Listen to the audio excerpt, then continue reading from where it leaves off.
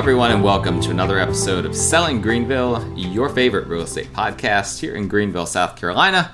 I'm your host, as always, Stan McCune, realtor right here in Greenville. You can find all of my contact information in the show notes if you need to reach out to me for any of your real estate needs.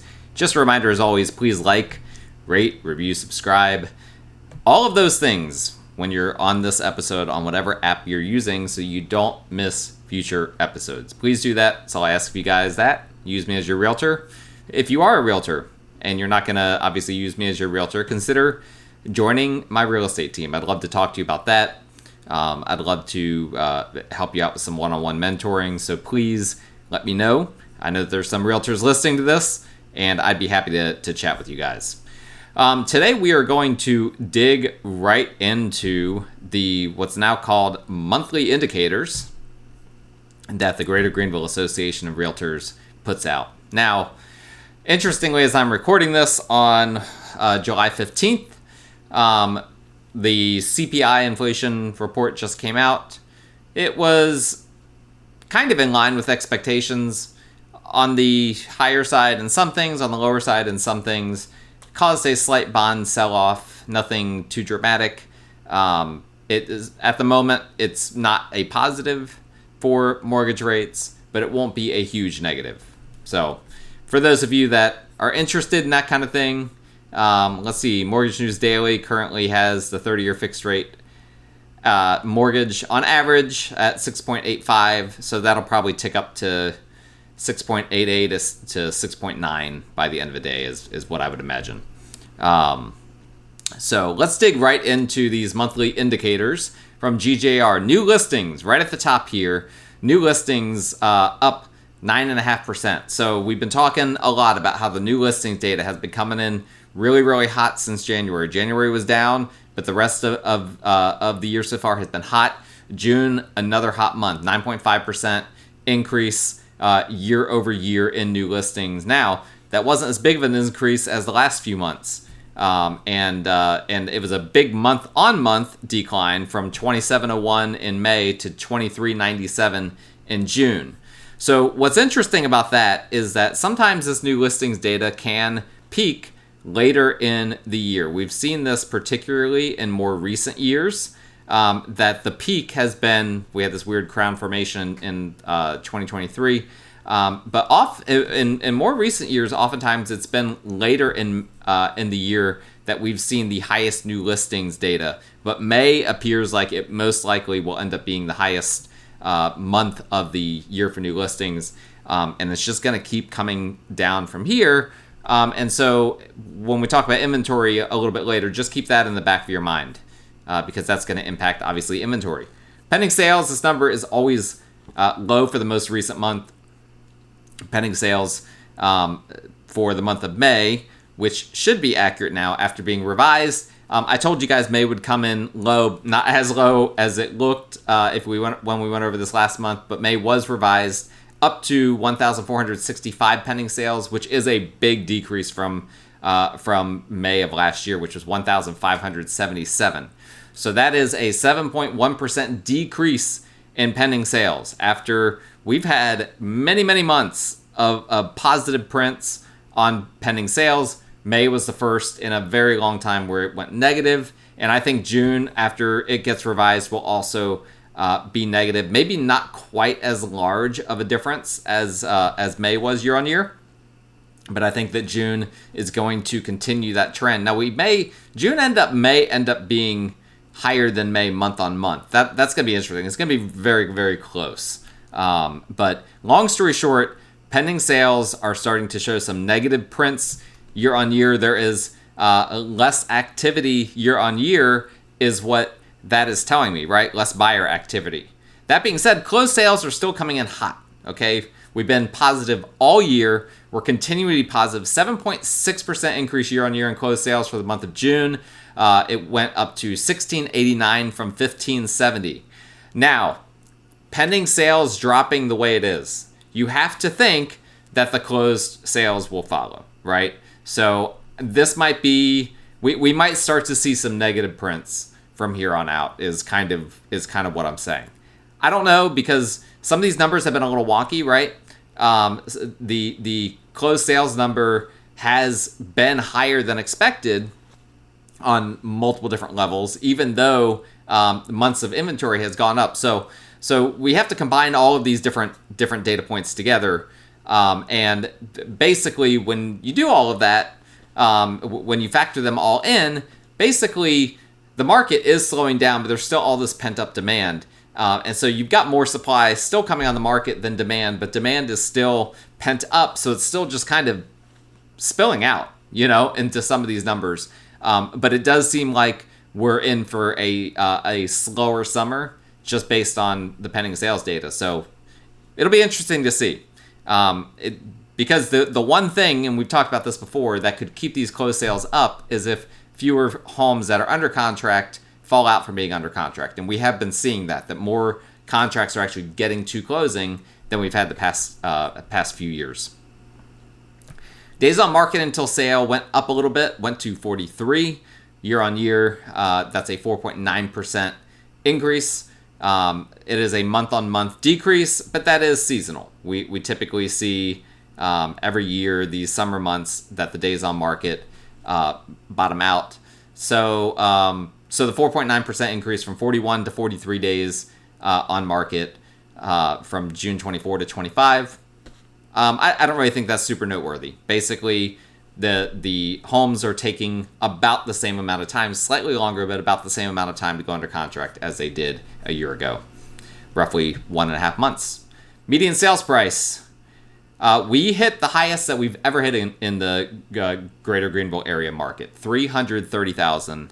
And this is, right, the big takeaway from this is that people keep waiting for prices to fall. Well, now June 2025 was up 2.9% year on year over June 2024. So it went from 320,000 and change to 330,000, that 330 being the highest month that we have ever had for median sales price in the greater Greenville area. So that's huge, right?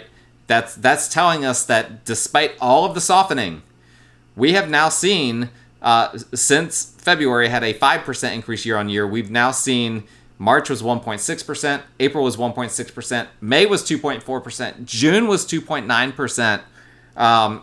We're seeing stronger appreciation numbers, and the median sales price is not exactly appreciation, but it's one of the closest ways that we can measure, approximately what's happening. This doesn't mean that every single house in the greater Greenville area now has gained 2.9% in value year over year. That's not what this means, okay?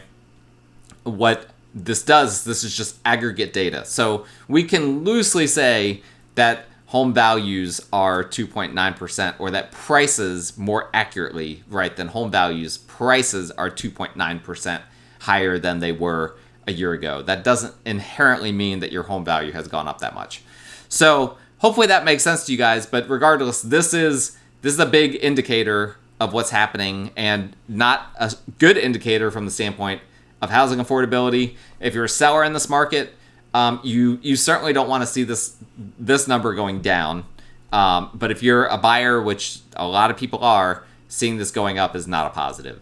The average sales price did not hit a high, but it did increase ever so slightly, though. This is a pretty small increase for the average. Remember, we don't talk much about the average because it's skewed by homes on the really high end of things. So if we just have a bunch of multi-million-dollar homes sell in 1 month, that's going to skew the average. It's not going to skew the median, at least not nearly as much. So I don't focus much on the average, but if you're interested, the average is 405,249, up slightly from the 402,424 print that we had in June of 24. Percent of list price received. This is the percentage found when dividing a property's sales price by its most recent list price, then taking the average for all properties sold in a given month, not accounting for seller concessions. Okay, so this doesn't factor in if the seller is paying closing costs or compensating a buyer agent or anything like that. It's not factoring any of that in. This is just the top line number, and it's the list price divided by the top line sold price. Okay, 98.5% is the number, which is a slight decrease from 98.7% last June of 2024. So if you've got a house listed for $100,000, you can roughly expect as a seller to get 98,500, and then from that you would subtract out the potential concessions, realtor fees, closing costs that you're paying to assist the buyer, things of that nature. But 98.5%, that is just right there in line with historical norms. There is really nothing noteworthy about that. There's really nothing noteworthy about it being slightly declined from last year. It's really unhealthy when this gets into the 99s. We really don't like to see it in the 99s. If you're looking on YouTube, you can see that 2023 June was 99.1%. That wasn't good. That was hurtful. Even before that, it was really high. There were times where during the pandemic where it was over 100%. That was insane.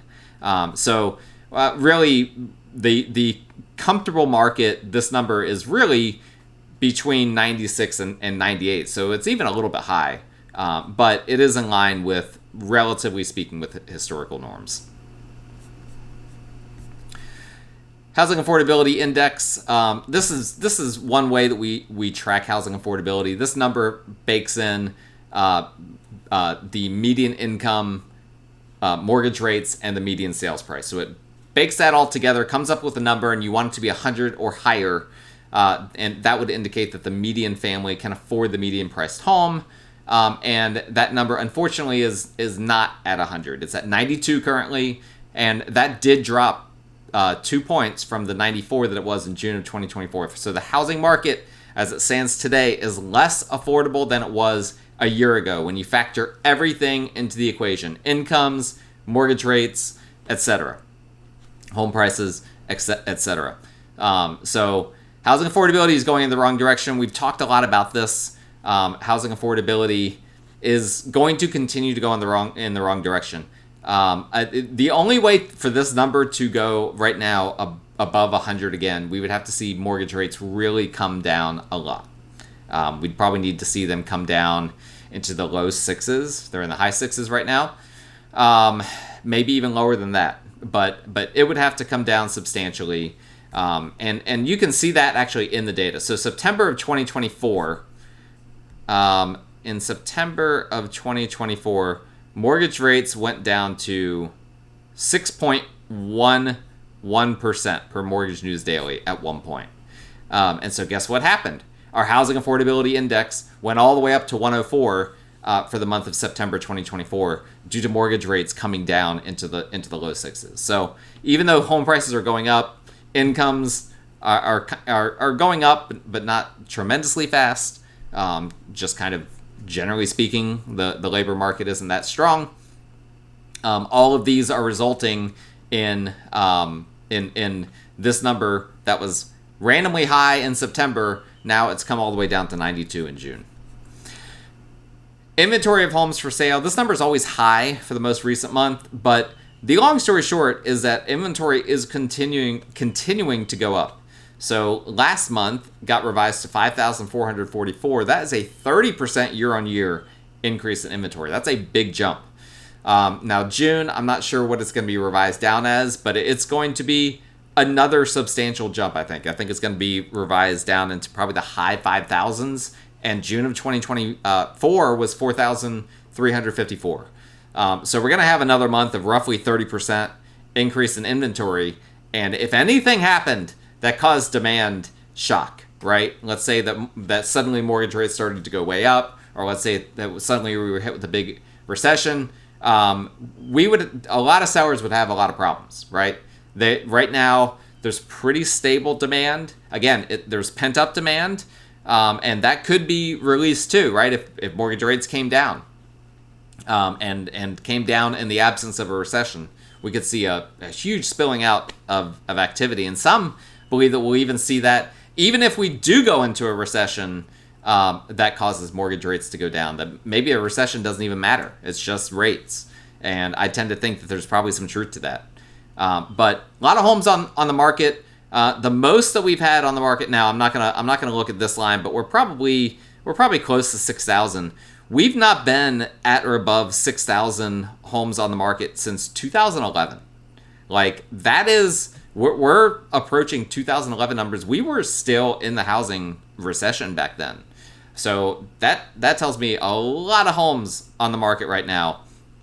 And so you've got options if you're a buyer. Now, you might not be happy about the options. They're all too expensive. But you do have more options than historically that you would have.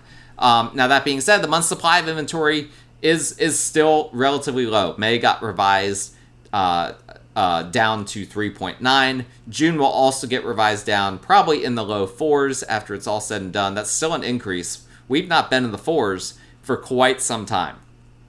And I've been telling you guys, if we started to get to the mid to high 4s, that would really start to really start to feel like a buyer's market at that point. And I want to elaborate on that just real quick. The reason why I don't think that the old metric that you should look for 6 months of inventory before a market flips from a seller's market to a buyer's market, why we need to be looking more at the 4.5 to 5 month range, is because of all of the new home sales, right? So there has been disproportionately more new home sales than existing home sales, really in the entire country, for the past 2 to 3 years. And that's because the builders are offering all these mortgage rate buy downs, all sorts of incentives to convince people to buy their homes. And so the end result is that even though this month supply number appears low, it's low because a lot of homes that are being bought right now are new construction homes, while a lot of homes that are just sitting are the existing homes. And so the sellers that are just like me and you, right? Average Jimmys and Joes that are just selling a home. They're not selling a new home. They are selling an existing home. And so because of that, we need to account for the fact that existing homes are taking a lot longer to sell than normal. I've ran some data for this before the show. I need to do some more digging into it to kind of see, how accurate it is. But basically, I came up with that new homes, which typically take much longer to sell than existing homes, weren't taking a whole lot longer to sell than existing homes. And so basically, if you're a home seller, you're competing with new construction in a way that you never have before. And so it's going to start, if inventory gets up to the point where we're at, truly at 4.5. I know it says 4.6 for June, but that's going to get revised way down, probably to 4.1, 4.2 maybe. But if we start to get to 4.5 to 5, I'm telling you guys right now, it is going to feel like a very recessive market. Okay, it's going to feel like a buyer's market is my prediction. So we'll see if that happens. I'm not going to say if that would be a good or a bad thing, right? Because it's talking out of both sides of my mouth. It would be good for buyers. It would be bad for sellers. That's just reality. But affordability has to fix itself some way. That's one of the ways it can do it. It's not the best way, right? Because it leaves a bunch of sellers out in the cold, and usually foreclosures follow and things like that. So we hope that doesn't happen. But you never know. I'll be here the whole time, so you will be finding out in real time what's happening. So thank you guys. Don't miss future episodes when I tell you guys what's happening. So subscribe, like, review, rate the show to get out to as many people as possible. If you need a realtor, my contact information is in the show notes. We will talk again next time.